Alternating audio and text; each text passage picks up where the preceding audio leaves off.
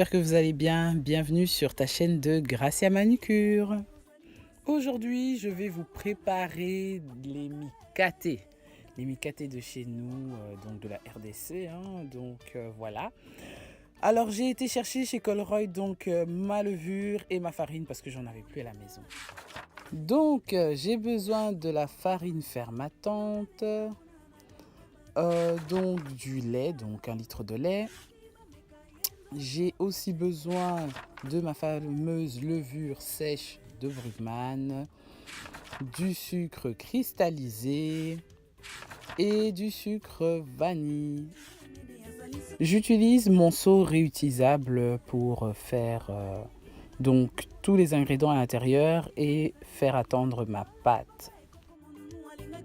Donc dans ma farine, je vais mettre ma levure sèche, j'en mets 2 parce que c'est pour 1 kg de farine, du sucre vanille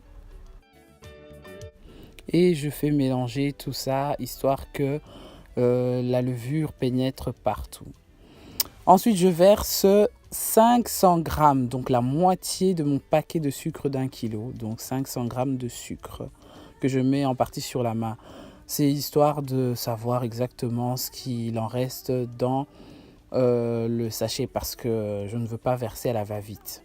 Lorsque j'ai terminé, je mélange juste la poudre et je verse mon premier bol de lait.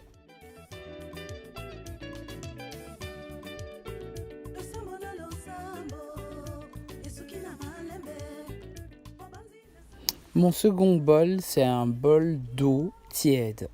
Tiède à chaud, je tiens à préciser parce que tiède à froid, c'est pas terrible pour la levée de la pâte. Donc je mettrai 3 bols d'eau pour avoir la texture finale de ma pâte.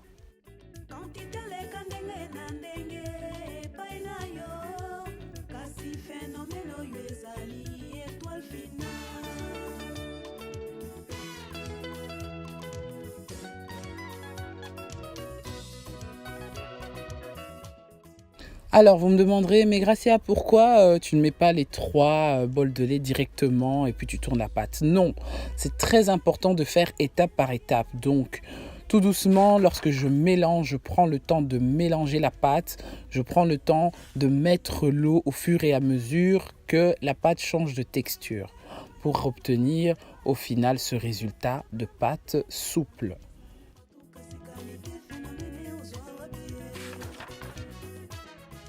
J'oubliais de préciser que le bol doit faire plus ou moins 180 ml pour 1 kg de farine. Ma pâte est prête, je passe à l'étape la plus difficile. Pourquoi je dis la plus difficile? Parce que je ne suis pas experte en la matière. Donc là, ça faisait un petit moment que je n'ai pas jeté les mikaté dans l'huile.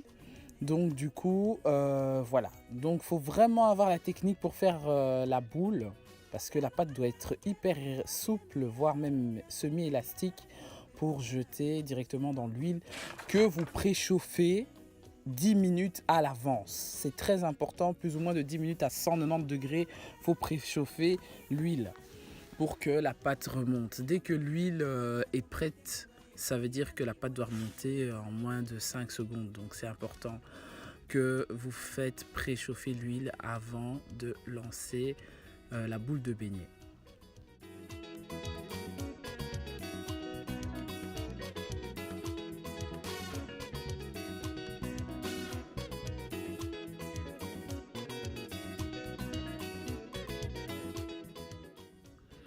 En tout cas, la première partie est presque prête. Je prends mon temps à déguster même les premiers qui sont sortis.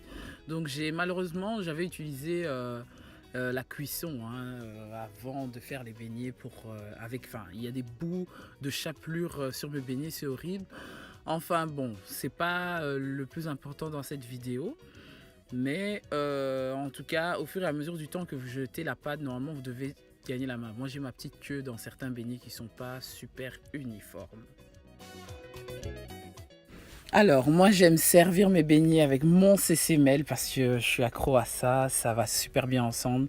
Et on mange les beignets avec la fameuse pâte d'arachide de chez nous. Donc, c'est unique, c'est typique quinoise. t'inquiète pas, je mets le lien sur la barre d'infos, le lien sur mon blog, hein, donc en détail de comment je fais les mikate. Donc va cliquer en dessous. Ah.